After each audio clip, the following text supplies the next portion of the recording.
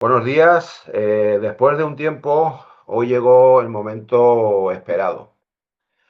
Hoy vamos a profundizar en un tema poco conocido y a menudo malinterpretado, las crisis psicógenas. A pesar de su prevalencia, muchas personas que las experimentan, me incluyo, carecen de una comprensión clara de su naturaleza. Para arrojar luz sobre este asunto me acompaña el psicólogo Leocadio Martín, quien nos guiará a través de las complejidades de las crisis psicógenas, explorando sus causas, síntomas y opciones de tratamiento. En primer lugar, agradezco tu atención y tu predisposición para realizar la entrevista. Buenos Muchas días. gracias, Leo. ¿Cómo me iba yo a negar a esta fantasía de Leo Vigildo y Leocadio al mismo tiempo en una pantalla? Muy bien. Pues nada. Parece. Bueno, yo creo que en primer lugar, si te parece, Leo, vamos a colocar las cosas en su sitio, porque como muy bien has dicho, las crisis psicógenas no suele ser algo que habitualmente, es verdad que afortunadamente la atención a la salud mental y digamos el conocimiento del público en general de lo que son los trastornos psicológicos pues está siendo cada vez mayor, pero este trastorno en particular no suele ser muy conocido y a veces es confundido, que es lo que yo quería. Voy a permitirme una primera descripción que de alguna forma nos pueda orientar a quien nos está viendo y quien después quiera hacer preguntas en un futuro, tanto a ti como a mí, pues pueda hacerlo. En primer lugar, las crisis psicógenas no epilépticas, eso es importante que lo tengamos en cuenta, son episodios que pueden parecerse mucho a una crisis epiléptica, pero en realidad no están causadas por una descarga eléctrica anormal en el cerebro en absoluto. Su origen no es neurológico, sino psicológico. Durante una crisis psicógena puede haber movimiento, desconexión o una pérdida de conciencia aparente. Pero si hacemos un electroencefalograma, ahora hablaremos también de qué tipo de electroencefalograma durante el episodio, no aparece actividad epiléptica. Esto es muy importante tenerlo en cuenta porque puede llevar a confusiones, porque se parece mucho, la verdad, Sí, cuando ocurre. Es decir, el cerebro no muestra este patrón típico de epilepsia cuando es una crisis psicógena, solo la crisis psicógena. También hablaremos de la concurrencia tanto de una crisis psicógena con una crisis epiléptica. En el fondo son una forma de expresión del sufrimiento psicológico. El cuerpo habla cuando ya nuestro cerebro no puede más. Nosotros, esto que está aquí dentro de nuestra cabeza es el mayor desconocido y tenemos una forma de reaccionar a veces que no tiene, que nos resulta, digamos, extraña y por extraña la apartamos y por desconocida en muchas ocasiones la digamos, ignoramos. la ignoramos o la estigmatizamos, ¿no? Exacto. También eso es lo que tiene. Yo, me parece que con esto podemos centrar un poquito Sí, de lo que está, ¿no? sí. Bueno, pues si te parece, sin más dilación, vamos a empezar con lo que es ya de lleno con la entrevista. Vale. Bien, quería preguntarte en principio que nos explicaras, aunque ya has metido un poco de información, qué son exactamente las crisis psicógenas y en qué se diferencian de las epilépticas. Quizá esto ya lo has comentado ahora, Sí, sí. pero bueno, si quieres añadir algo más a lo que has dicho, pues Bueno, si te parece, como nosotros tenemos y esto lo saben los quienes nos están viendo, tenemos un guión, pues es verdad, me he adelantado un poquito yo, pero sí es verdad que yo creo que la primera y segunda, digamos, pregunta que teníamos planteada, voy a sí, ir un poco más a la segunda, que habla del origen, que yo creo que es perfecto. importante que lo entendamos. Como hemos dicho, son una forma de expresión de sufrimiento psicológico. Sí, El cuerpo reacciona cuando ya no puede más. O sea, para entendernos, yo creo que todos entendemos perfectamente cuando una persona dice o sí que siente un dolor en el pecho y que va a urgencia, que debe ir siempre, esto siempre es importante recalcarlo, cuando tengas un dolor en el pecho, no te autodiagnostiques de un ataque de ansiedad, no, vete y que te digan que es un ataque de ansiedad, porque en un 90% son ataques de ansiedad, pero si es el 10% te puedes estar jugando la vida, ¿no? Exacto. Entonces, esto son parecidas, son expresiones parecidas, es decir, nuestro cuerpo reacciona a un sufrimiento psicológico, a un estrés psicológico que tenemos en nuestra cabeza de esa forma. Hay muchas otras expresiones en las cuales sería absurdo pensar que no fuera así, el cuerpo reacciona. En el caso de la crisis psicógena, reacciona como si fuera una crisis epiléptica. Por eso llama mucho la atención, porque es que se parece muchísimo el que no está acostumbrado a verlo y el que no está acostumbrado, digamos, a conocerlo, puede pensar directamente esta persona está teniendo una crisis epiléptica. Cuando hablamos de por qué se producen, es importante que tengamos en cuenta que suelen tener un origen básicamente emocional. Pero claro, cuando hablamos de un origen emocional estamos hablando de una combinación de factores psicológicos, experiencia de vida, en fin, no es nada raro que una persona que esté perfectamente normal, desarrollando su vida normalmente, pero haya tenido unas circunstancias vitales a lo mejor duras en un periodo relativamente anterior de su vida, paradójicamente empiece a tener crisis psicógena cuando esté muy tranquilo.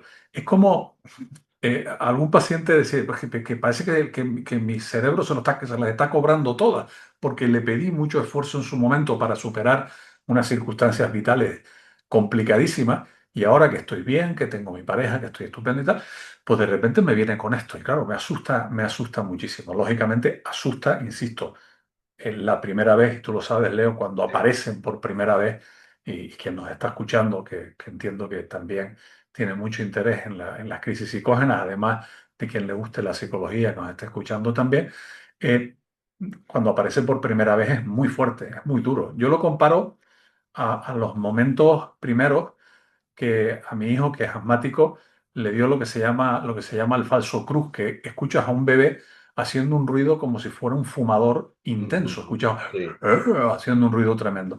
Y es el cierre de los pulmones que se produce, ¿no? Y es, en este caso, lo que se llama un falso cruz, en el caso de mi hijo está asociado a alergia, ¿no?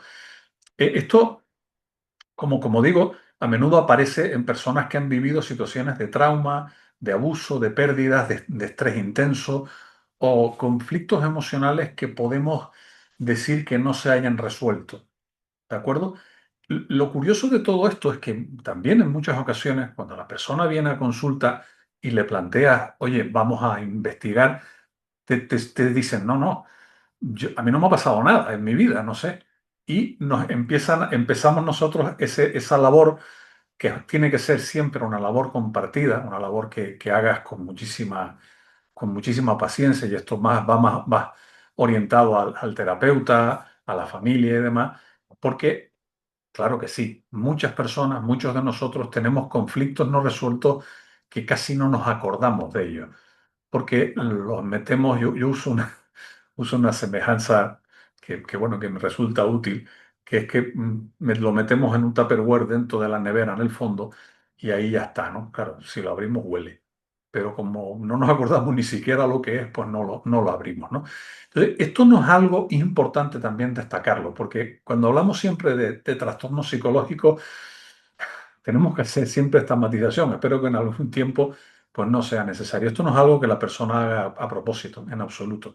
Si no es una respuesta automática, es automática, insisto, del sistema nervioso. Es decir, aunque no es una crisis epiléptica, es una respuesta del sistema nervioso. Es como si nuestro cerebro, y nuestro cuerpo en este caso, ante un malestar insoportable, encontrara esta vía de escape.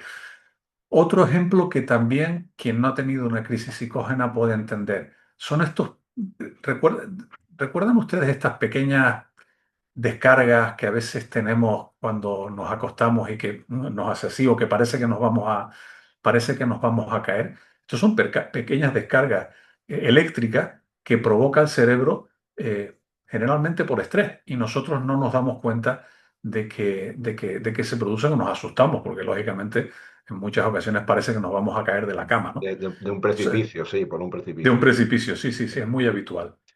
Te escucho atentamente porque lo que has hablado antes de que la gente que sufre por primera vez una crisis psicógena y un profesional le dice que a lo mejor es por un trauma que no se ha cerrado, eso lo conozco muy bien porque cuando me detectaron a mí las crisis psicógenas, la psiquiatra que me trató en su día en Valencia, en la FE, me dijo eso, precisamente. Dice, ¿te suena que hayas sufrido algún trauma de pequeño? Digo, pues no, la verdad, pero quizá vaya encaminado por ahí. Quizá lo mío, particularmente lo mío, hablo, vaya encaminado en lo que tú me estás diciendo. Porque, claro, algo pasó, no sé cuándo, ni dónde, ni cómo, que, como tú dices, mi cerebro lo guardó en la nevera y lo sacó cuando le apeteció. ¿Sabes? Sí, Algo pasó ahí que ya te digo, que desencadenó. Aparte de que yo tenía la epilepsia ya diagnosticada desde hace un montón de años, pero en ese momento, cuando me dijo el neurólogo ahí en Valencia, dice, tú tienes esto, tú la epilepsia la tienes controlada, pero tú tienes esto. Dice, ahora te verá la psiquiatra y te dirá, y es exactamente lo que tú has comentado. Es exactamente, por eso claro, me llama la atención bueno, que coincida con lo que me dijo en su día esta señora. es que paradójicamente, Leo, las crisis psicógenas es que pasa algo curioso con esta patología, con este trastorno. Es algo bastante acotable, o sea, bastante entendible, lógicamente. En tu caso, por ejemplo, tú, fíjate lo que tú has dicho, es importante. Tú tienes una epilepsia. Esta epilepsia se controla por medio con el neurólogo. Evidentemente también es útil. Algunas técnicas, digamos, van a concurrir. En algunas de las técnicas que podemos realizar en psicología concurren y es muy interesante. Yo tengo pacientes que tienen crisis perdón, epiléptica y no tienen crisis psicógena y funcionan también con ese tipo de cuestión. Lo que ocurre es que, mm, ¿qué pasa? Nosotros el ser humano tiene la capacidad de guardar en cajitas, a veces en los fondos de las neveras o de los armarios, que no saca durante toda la vida. Si hiciéramos, y no es el caso de lo que vamos a hablar hoy, pero sí es verdad que es un planteamiento que podría ser curioso, si hiciéramos, cualquiera de nosotros hiciéramos una serie de sesiones de hipnosis clínica, digo hipnosis clínica, que Sí, creo que quiero que quede claro. regresión clínica. Sí, que lleve bien, que esté, digamos, manejado por un profesional de la psicología o por un profesional de la psiquiatría, que debe estar a su vez preparado para llevar a cabo tanto lo que es la hipnosis y la variante más de la regresión, que probablemente descubramos cosas que ni siquiera sabíamos, ¿no? Esto pasa habitualmente en terapia. En terapia empiezas a trabajar, viene alguien con ansiedad, una depresión y demás, y empiezas, como yo digo, a tirar del hilo y terminas descubriendo, pues, agresiones cuando pequeño, situaciones de abandono, bueno, y cosas muy duras que la persona pues había tapado simplemente para poder seguir adelante, para poder sobrevivir. Es perfectamente normal. No se trata de que tengamos que buscarlas para anticipar que no nos pase una crisis psicógena o que nos vaya a pasar algo malo, pero una vez esto nos está pasando, evidentemente tenemos que buscar las causas de ello, ¿no? Entonces, por eso es importante que lo tengamos en cuenta y que lo valoremos así, Leo, porque es que si no, al final lo que vamos a terminar consiguiendo es que nos vamos a sentir muy mal, porque vamos a pensar que es lo malo, como tú bien sabes, en primera persona, de las crisis psicógenas que parece que aparecen cuando les da la gana o aparecen cuando les da la gana y realmente con trabajo y no voy a engañar, o sea, con mucho trabajo se puede llegar a plantear un cierto grado de previsión de cuándo pueden aparecer o qué cosas nos pueden ayudar a que no lo hagan, ¿no? Yo es que tengo, voy a dar aquí un poco un spoiler porque lo quería comentar en algunos vídeos más adelante. Yo se da la circunstancia de que soy adoptado y adoptado de 3, 4 días. Entonces, a ver, mis padres, a mí, que yo tenga entendido por mi propia experiencia, lógicamente, y por familiares y demás, me han tratado estupendamente bien siempre. No me ha faltado cariño, no me ha faltado de nada. No sé si, como tú bien has hablado del tema de la regresión clínica, a lo mejor hay un trauma escondido, porque yo sí que he leído muy vagamente de que las personas adoptadas siempre tienen, no sé, les falta no sé cómo explicarlo, eh, al desconocer, porque yo no sé quién es mi madre, sé quién es más o menos, pero no he entablado relación con ella nunca. Entonces, no sé si por ahí vendrán los tiros. Eso lo Hombre, tendríamos. evidentemente pueden venir por ahí, pueden venir por muchas otras cosas. Evidentemente también las personas adoptadas siempre hay una pregunta muy habitual que es ¿por qué? ¿Por qué, por qué mi madre o mi madre básicamente, o mi madre y mi padre no me quisieron? Porque en la mayoría de las ocasiones se sustituye el querer por el poder. O sea, realmente em, lo que ocurre es que los padres y madres pues no podían. Y si Exacto. estamos hablando de circunstancias pues de hace unos años, de unos pocos años, bueno, no tan pocos, pero bueno, pues era algo todavía más difícil, todavía más complicado porque había entornos en los cuales no se podía llegar a plantear el que a lo mejor una niña de 16 años pudiera tener un niño, ¿no? Un chiquitín o una chiquitina, ¿no? Entonces, Mm, claro, pero por otro lado también es normal que una persona cuando ya crece, cuando ya, sobre todo lo curioso es que se produce la primera preguntas que se producen y no soy experto en el campo, pero he tenido algunas personas que sí que son adaptadas como tú y me lo comentan y me lo dicen, es que han tenido unos padres excelentes o tienen unos padres excelentes y paradójicamente había una persona que me decía, dice, yo creo que por eso, precisamente por tener unos padres excelentes y por plantearme yo si soy una persona súper querible, porque resulta que no me... Pero claro, si estamos hablando, por ejemplo, como es tu caso, de unos días apenas, pues estamos hablando, vamos, casi con total y absoluta seguridad, con unas circunstancias vitales que hacían absolutamente inviable que la persona que te dio a luz de la biológica pudiera comprometerse a mantener ujú. a ser madre. Y bueno, esto es curioso porque también tiene mucho que ver, y en esto no soy experto yo, pero hay compañeros que sí lo son y lo trabajan mucho en el caso de qué ocurre después de un tiempo, pero bueno, nos vamos, No, qué no, sí, ocurre nos después de vamos un a ir. tiempo. Ya, yo te comentaré en privado mi caso Claro. porque es curioso, es muy curioso y tiene muchas peculiaridades que nos darían para otra entrevista, realmente. Bueno, Pero yo bueno, creo que, yo creo que siempre que se pueda, estamos empezando.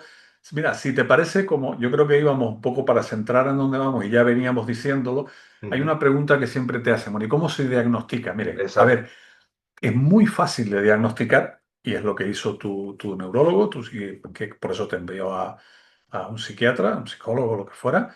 Ujú, El diagnóstico se hace principalmente combinando una buena valoración clínica, evidente, y una prueba llamada videoelectroencefalograma. exacto. A ver, no tiene ningún misterio. Consiste en grabar al paciente durante un episodio mientras se registra su actividad cerebral. Efectivamente. Así está. Si durante la crisis no aparece ninguna descarga epiléptica, hablamos de una crisis psicógena. Si aparece, pues estamos hablando de una crisis epiléptica. Bueno, ya cada vez más se está incorporando la grabación. Cuando se sospecha epilepsia, se está incorporando la grabación. Porque antes, cuando se hacía la grabación, sí, perdón, se hacía el electroencefalograma y no se encontraba pues que hubiera actividad eléctrica, pues simplemente, bueno, un mal momento y demás. Ahora no, ahora sí, cada vez más, en el caso de las primeras diagnosis de la epilepsia, sí se está incorporando el vídeo, porque podemos encontrarnos con esto, ¿no? Pero igual que de importante de todo esto es la prueba, esta prueba, digamos, técnica, por decirlo de alguna manera, donde te ponen los cablecitos y demás, el típico, el quien se haya hecho un Mm, electroencefalograma sabe lo que sí, es tanto la entrevista y el diagnóstico psicológico o psiquiátrico, porque evidentemente también vamos a necesitar no solo apoyo psicológico, sino en muchos casos el apoyo farmacológico que nos puede dar un buen profesional de la psiquiatría para ayudarnos. Porque aquí lo básico es entender los componentes y factores emocionales que puedan estar detrás de los episodios de psicógenos, claro, porque eso es lo que nos va a ayudar poco a poco a ir recuperando espacios nuestros. O sea, si vamos sabiendo que esto me lo dispara o me predispone a que se dispare, yo estoy más preparado, empiezo a hacerlo y empiezo a trabajar para bajar la intensidad de esto con técnicas, evitarlo, entenderlo, para que esto no se dispare. ¿De acuerdo?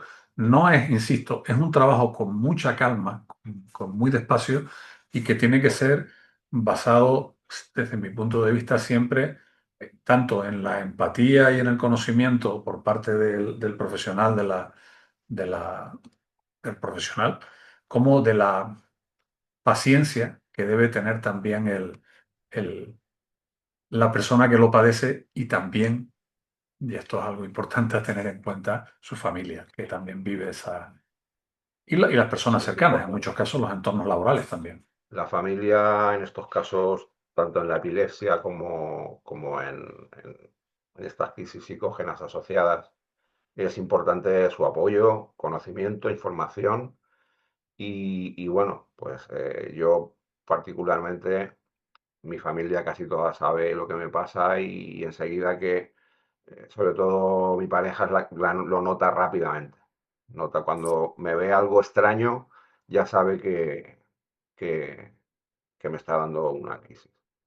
Aparte, bueno, cuando ya me caigo al suelo, pues eso ya es otro Bueno, tema. claro, evidentemente. En tu Pues me caso, dan porque también hay una de muchas combinación, claro. formas distintas. La más habitual es cayéndome al suelo, pero también a veces pues, me da crisis de ausencia. Bueno, mezclo todo un poco, digamos. Ujú. Bueno, pues si te parece, vamos a eso. Justamente enlazamos lo que yo acabo de decir con la pregunta de qué se suele sentir una persona antes, durante y después de una crisis psicógena. Mira, antes las personas, insisto, porque esto es importante que tengamos en cuenta que es así. O sea, vamos a darnos, vamos a ponernos en el lugar, sobre todo si no padecemos crisis psicógena, en el lugar de la persona que la padece, ¿vale? La persona que la padece, sobre todo si está empezando a brotar con todo esto, eh, esto es muy difícil que lo que vamos a decir aquí ahora lo vea desde el principio, porque cuando se trabaja, cuando empezamos a trabajar, entendemos que lo que ocurre antes es que tenemos una tensión interna, que nos encontramos con ansiedad, con una sensación de agobio, o a veces nos sentimos como que estamos sobrepasados y demás. Pero claro, cuando ocurre la crisis psicógena, que como estamos diciendo, es algo bastante espectacular desde el punto de vista externo, tanto para el paciente como para quien lo vive desde fuera,